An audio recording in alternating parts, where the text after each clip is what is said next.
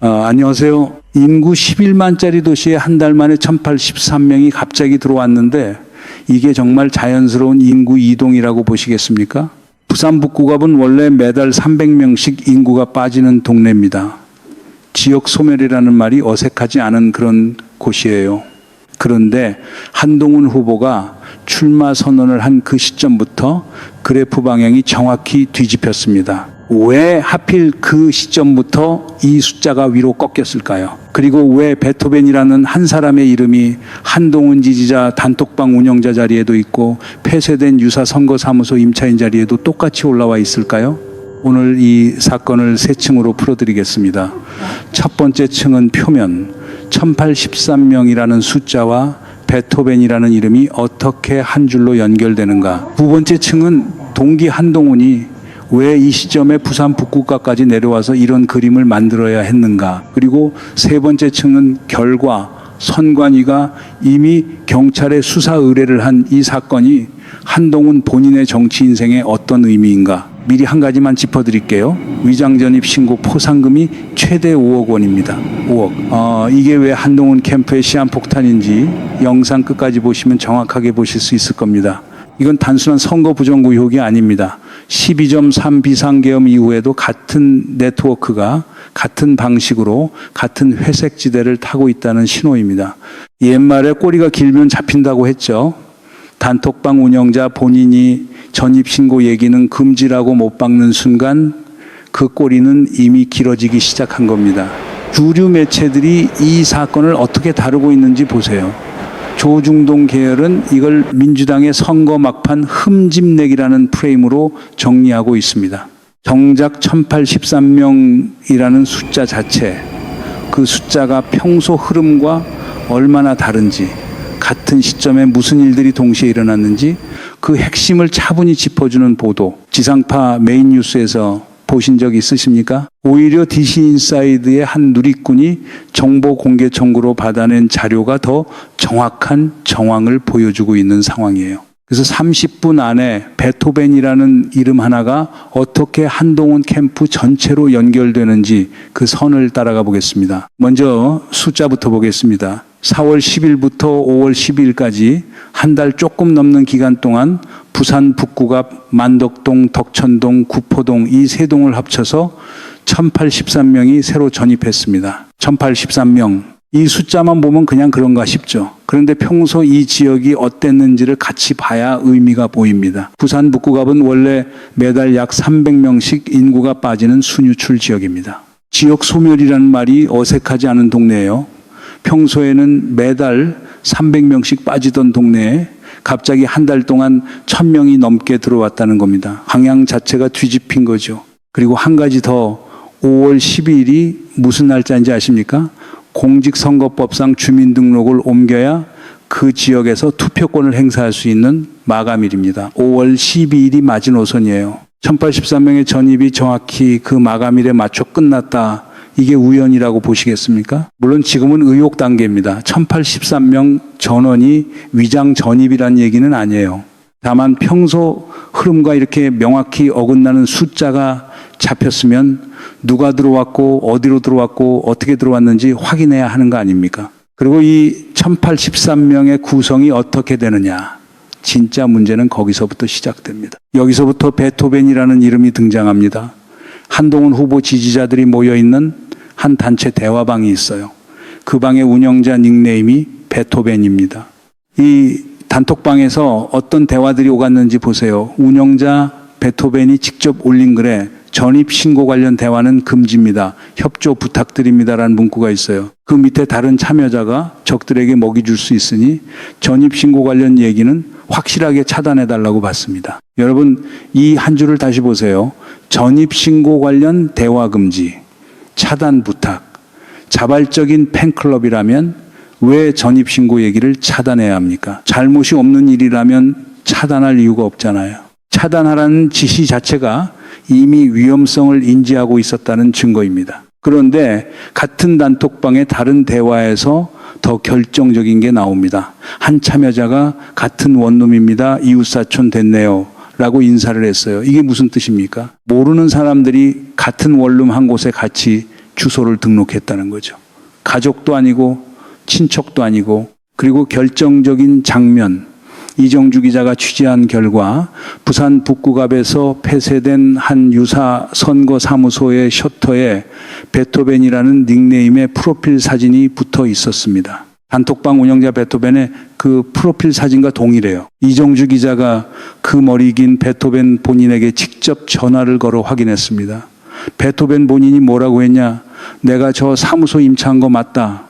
본인이 인정했어요. 그러니까 정리하면 단톡방 운영자도 베토벤, 유사 선거 사무소 임차인도 베토벤, 동일 인물입니다. 팬클럽이라더니 한 사람이 단톡방도 굴리고 사무실도 임차하고 있는 겁니다. 그리고 그 폐쇄된 선거 사무소 안에 무엇이 있었는지 보세요. 생수가 쌓여 있었습니다. 생수가요. 선거법상 무료 생수 배포는 기부행위 위반에 해당될 수 있어요. 단순히 사무실을 임차한 것에 그치지 않고 그 안에서 무엇이 어떤 방식으로 운영되고 있었는가, 이 질문이 같이 따라가야 합니다. 사무실 하나, 생수 한 박스. 작아 보이지만 선거법은 이 작은 것 하나하나에 다 정밀하게 걸려 있어요. 여기서 한동훈이라는 사람이 어떤 사람인지 토론장에서 자기 입으로 보여준 장면을 짚고 가겠습니다. 상대 후보 하정우 후보가 한동훈에게 물었어요. 공소 취소에 찬성하십니까? 반대하십니까? 단답형 질문이죠. 한동훈이 받아칩니다. 여기가 검사 취조실입니까? 왜 예스란으로 물으십니까? 하정우 후보가 즉시 받아칩니다. 그러니까 검사 습관 못 버렸다는 얘기 하는 거 아닙니까? 이게 토론 첫 장면입니다. 그리고 이어서 부산 글로벌 허브도시 특별법, 부산 시민 160만 명이 서명한 법안이에요. 이재명 대통령이 이 법에 대해 의견을 표시한 적이 있는데 하정우 후보가 한동훈에게 그 입장에 동의하느냐 물었습니다. 한동훈이 답을 못합니다. 30초 보장 시간도 안 지키고 다른 얘기로 빠져요. 그리고 한동훈이 회심의 카드라고 생각하고 같은 보수 진영의 박민식 후보에게 던집니다. 한동훈과 하정우 중에 누가 됐으면 좋겠냐? 박민식 후보가 즉시 받아칩니다. 한 달짜리 떴다방처럼 내려와서 절박한 북구 발전시킨다는 거 주민들이 신뢰를 안 합니다. 한 달짜리 떴다방. 같은 보수 진영 후보 입에서 나온 평가입니다. 이런 토론 흐름, 지상파 메인 뉴스 어디서 이렇게 묶어서 보여주던가요? 안 보여줘요. 자, 여기까지만 보면은 결국 이렇게 정리하고 싶어집니다. 팬클럽 어머님들의 과잉 충성이 만들어낸 해프닝이라고요. 자발적 지지자들의 일탈일 뿐이고 캠프와는 무관하고 한동훈 본인은 모르는 일이라는 거죠. 깔끔하게 끝내고 싶죠. 이쯤에서 다들 놓치고 있는 부분이 하나 있어요. 베토벤이라는 한 인물이 단톡방도 굴리고 유사 선거사무소도 임차했다는 그 사실 하나가 팬클럽의 우발성이라는 그림 자체를 무너뜨립니다. 세 가지를 같이 보셔야 합니다. 첫째, 타이밍. 1083명의 전입이 5월 10일 마감일에 정확히 맞춰 끝났습니다. 마감일을 정확히 알고 있어야 가능한 일정이에요. 일반 지지자들이 우연히 그 시점에 동시에 이사하고 싶었을 확률 얼마나 됩니까? 둘째, 인물 중첩. 단톡방 운영자와 사무소 임차인이 동일 인물입니다. 한 사람이 두 개를 동시에 굴리고 있어요. 우발성이라는 단어가 들어갈 자리가 없습니다. 셋째, 가장 결정적인 신호, 단톡방에 올라온 전입신고 관련 대화 금지 지시. 이게 무엇을 의미합니까? 조직 내부에서 이미 이 행위가 외부에 노출되면 문제가 된다는 것을 인지하고 있었다는 겁니다. 인지하고 있으면서도 했다는 거죠. 여러분이 처음에 1083명이라는 숫자를 보고 뭔가 이상한데 라고 느꼈던 그 감각, 그게 정확했던 겁니다. 이게 자연스러운 인구 이동이 아니라는 신호는 이미 단톡방 운영자 본인의 메시지가 말해주고 있어요. 그럼 한동훈은 왜 이 시점에 부산 북구갑까지 내려와서 이런 그림을 만들어야 했을까요? 동기를 보려면 이 사람이 어떻게 여기까지 왔는지를 봐야 합니다. 한동훈 본인 주장에 따르면 사법연수원 졸업 직후부터 어머니와 함께 서초동 아파트에서 살았다고 합니다. 검찰 입직 이후로는 윤석열 라인의 특수통 검사로 승승장구했고요. 윤석열 정부 초대 법무부 장관 자리에 앉습니다. 그 시기에 무엇을 했냐? 검찰 출신 분들이 가장 잘하는 일, 법의 어디가 약한지를 정확히 들여다보는 일이었죠. 그리고 결정적인 순간이 옵니다. 김건희 여사 처리 문제를 두고 윤석열과 갈라서요. 권력투쟁의 본격 시작입니다. 국민의힘 비대위원장 자리에 앉지만 총선에서 대패합니다. 그리고 12월 3일 비상계엄. 여러분 12.3 직후 한동훈이 어떤 움직임을 보였는지 기억하실 겁니다. 한덕수 권한대행과 같이 손을 들면서 공동정권을 창립하자고 했어요. 법적 근거 하나 없이 본인이 의원도 아닌 신분으로 2년 반을 우리한테 맡겨달라는 메시지를 내보냈습니다. 탄핵 표결 당시 본회의장에 들어간 장면, 그것도 기억하시죠? 표결권도 없는 사람이, 그러니까 이 인물이 한국 정치에 등장한 모든 장면을 한 줄로 정리해보면 검찰, 윤석열 황태자, 김건희 처리 권력투쟁, 법무부 장관, 비대위원장, 12.3 한덕수 공동정권 시도. 이 사람이 한국을 위해서 어떤 비전을 제시한 적이 있습니까? 어떤 희생을 한 적이 있습니까? 자료를 따라가 보면 권력 추구 외에는 정말 한 가지도 찾기 어렵습니다. 그런데 그 인물이 지금 부산 북구갑에 내려와 있습니다. 왜 부산이고 왜 북구갑입니까? 몇 가지 가능성을 짚어보겠습니다. 첫째, 거점 확보. 차기 대선을 노리는 정치인에게 국회의원 의석은 기본 인프라입니다. 의석 없이 대선 후보로 움직일 수는 없죠. 둘째, 상징성. 부산은 보수의 본진입니다. PK 지역에서 의석을 확보한다는 건 12.3 이후 무너진 보수 진영에서 한동훈의 위치를 다시 세우는 일이에요. 셋째, 그리고 가장 현실적인 이유, 인구 구성입니다. 부산 북구갑은 유권자 11만 명 중 고령층 비중이 매우 높은 지역이에요. 한동훈 콘서트에 모였던 퍼차림의 이른바 위드훈이 어머님들, 그 열성 지지층이 결정적인 역할을 할 수 있는 구조라는 거죠. 여러분, 이 그림이 굳어지면 누가 가장 이득을 봅니까? 한동훈 한 사람만은 아닙니다. 12.3 이후 정치적 청산을 피하고 싶은 그 네트워크 전체가 한동훈의 국회 입성으로부터 일종의 방어선을 얻게 됩니다. 그리고 위장 전입을 조직적으로 시도하려면 사실 돈 문제부터 풀어야 합니다. 한동훈 콘서트를 한번 보세요. 고향 경기장에 모인 1만여 명, 호를 입은 어머님들이 우리 동훈이를 국회에 보내기 위해서 뭐든지 한다라는 분위기였다는 거 아닙니까? 거기서 월세이 3주 정도 우리가 낸다라는 정서가 흐르고 있었다는 거예요. 4월부터 6월까지 길어야 2달 월세입니다.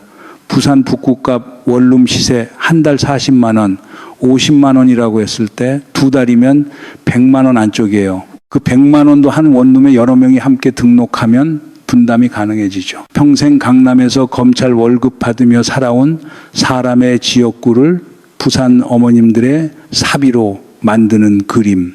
이 비용 구조가 위장 전입을 조직적으로 시도할 때 결정적인 인프라가 됩니다. 여기서 한 가지 더 짚고 가야 할 게 있습니다. 한동훈을 둘러싼 인적 구성이에요. 한동훈 후원회장은 정영근 검찰 출신입니다. 한동훈의 아내는 진영구 전 검사의 딸이에요. 진영구도 공판부 검사 출신입니다. 법을 가장 잘 아는 사람들이 어떻게 합법과 불법의 경계를 타고 있는지 이 사건이 그대로 보여주고 있습니다. 유사선거사무소를 보세요. 캠프와 직접 연결되지 않는 한 캠프는 처벌받지 않습니다.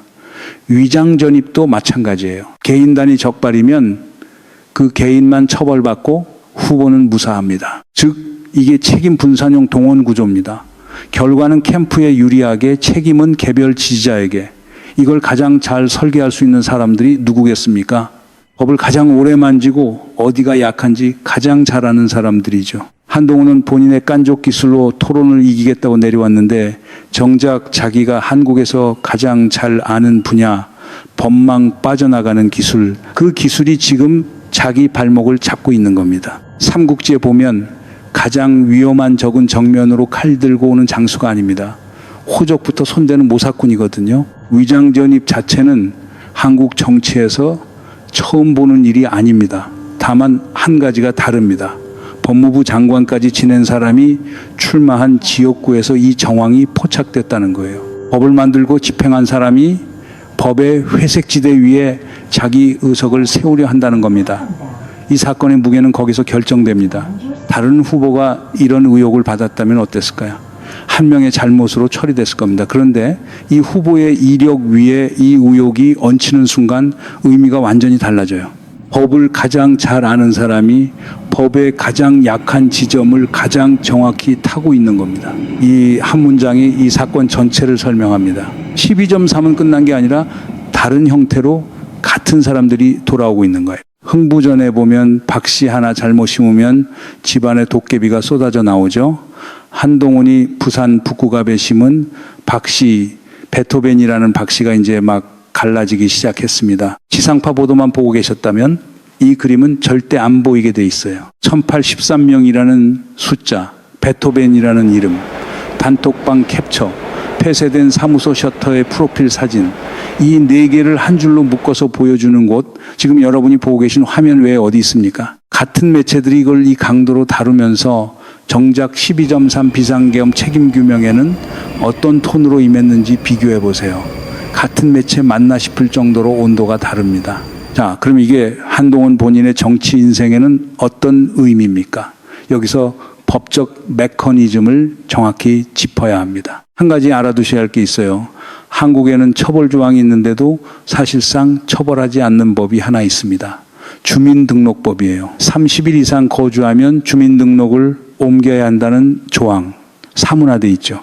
대학생들 기숙사 입사할 때마다 처벌하면 시스템이 안 돌아가니까요. 그런데 공직선거법은 다릅니다. 선거에서의 위장 전입은 투표의 공정성을 훼손하는 행위이기 때문에 실거주 요건이 명확하게 적용돼요. 같은 행위가 다른 법으로 들어가는 순간 처벌 강도가 완전히 달라집니다. 법무부 장관까지 한 사람이 이걸 모를 리가 없다는 거예요. 선거법에 또 하나 중요한 조항이 있습니다. 산악회나 동호회 같은 사적 모임은 애초에 선거운동을 못하게 돼 있다는 거예요. 그런데 한동훈 측은 우리는 순수한 팬클럽이지 모임이 아니다라고 주장하고 있죠. 이게 또 회색지대입니다. 동호회는 안 되는데 팬클럽은 된다는 논리. 이 논리가 통하려면 팬클럽의 활동이 선거운동과 완전히 분리돼야 하는데 유세 현장에서 같이 다니고 사무실까지 운영하는 순간 그 분리는 무너집니다. 위장 전입이 개인 단위에서 적발되면 그 개인만 처벌받습니다. 후보는 무사해요. 그럼 후보가 당선 무효를 당하려면 어떤 조건이 충족돼야 합니까? 후보 본인, 후보 가족, 혹은 선거 사무장, 이런 캠프 핵심부의 직접 관여가 입증되어야 합니다. 즉 베토벤과 한동훈 캠프 사이에 직접 연결고리가 입증되느냐, 이게 핵심이에요. 여기서 이미 신호들이 올라와 있습니다. SNS상의 캠프 관계자들과 베토벤 측 인사들이 유세 현장에서 인사하고 함께 다닌 목격담들이 올라오고 있어요. 자발적 팬클럽이라더라도 한 달 동안 같이 다니면 인사를 하고 알게 되는 게 정상입니다. 그 인사 한 번이 인지하고 묵인했다는 정황이 당선 무효의 결정적 증거가 될 수 있는 겁니다. 여기서 가장 무서운 변수가 등장합니다. 위장 전입 신고 포상금이 최대 5억 원입니다. 5억. 위장 전입 적발 메커니즘이 어떻게 되는지 보세요. 통신기지국 위치 조회. 그 사람이 진짜 그 동네에서 휴대폰을 쓰고 있었는지 확인합니다. 우편물 수령지. 진짜 우편물을 그 주소에서 받았는지. 공과금, 납부지역, 전기요금, 수도요금이 진짜 그 동네에서 발생했는지. 이거 다 데이터로 남아있는 자료입니다. 한번 잡으면 빠져나가기 어려워요. 그리고 더 무서운 건 내부 고발 가능성입니다. 단톡방 인원이 한두 명이 아니에요. 그중에 한 명만 등을 돌리면 5억입니다. 한동훈이 당선되는 것보다 내 통장에 5억이 꽂히는 게 더 중요할 수도 있는 거잖아요. 단톡방 인원 중에 그렇게 생각하는 분이 단 한 명도 없다고 확신하시겠습니까? 마지막으로 이 사건이 드러내는 더 큰 문제, 한국 선거 시스템의 사각지대입니다. 선거 공영제의 핵심 원리는 이렇습니다. 비용은 국가가 보전합니다. 대신 등록된 사무소만 허용해요. 그래야 돈으로 선거를 사는 일을 막을 수 있어요. 그런데 유사 선거사무소는 등록 외 운영이니까 그 자체가 선거법 위반입니다. 그러나 캠프와 직접 연결이 없으면 캠프는 처벌할 수 없어요. 이 책임 분산 구조는 검찰 출신처럼 법을 잘 아는 그룹이 가장 효과적으로 이용할 수 있는 구조입니다. 이 사각지대는 어제 생긴 게 아닙니다. 그런데 이 사각지대를 시범 케이스로 활용한 첫 사례가 한동훈의 부산 북구갑이라면 다음은 어디입니까? 차기 대선이라면 어떻게 되겠습니까? 처음에 던졌던 질문으로 돌아갑니다. 인구 11만짜리 도시에 한 달 만에 1,083명이 들어왔는데 이게 자연스러운 인구 이동이냐? 영상을 끝까지 따라오신 여러분은 이제 답을 가지고 계실 겁니다. 근데 진짜 문제는 답이 yes, no로 끝나는 게 아니라는 겁니다. 답이 아니오라면 그러면 누가 어떻게 왜 만들었는가라는 다음 질문이 시작되는 거니까요. 한동훈이 토론장에서 여기가 검사 취조실입니까? 라고 받아칠 때 그 검사 습관, 그게 부산 북구갑 골목골목에서 어떤 형태로 작동하고 있었는지 우리는 이제 일부를 보게 된 겁니다. 일부에 불과해요. 선관위가 경찰에 수사 의뢰를 했습니다. 통신기지국 조회, 우편물 수령지 확인, 공과금 납부 지역 분석. 이 자료들이 정리되면 그때 나머지가 보일 겁니다. 그 자료가 정리되는 시점이 한동훈이 국회의원 신분일지 아닐지 이 시점 차이가 한국 정치의 다음 한 분기를 결정합니다. 12.3은 끝난 사건이 아닙니다.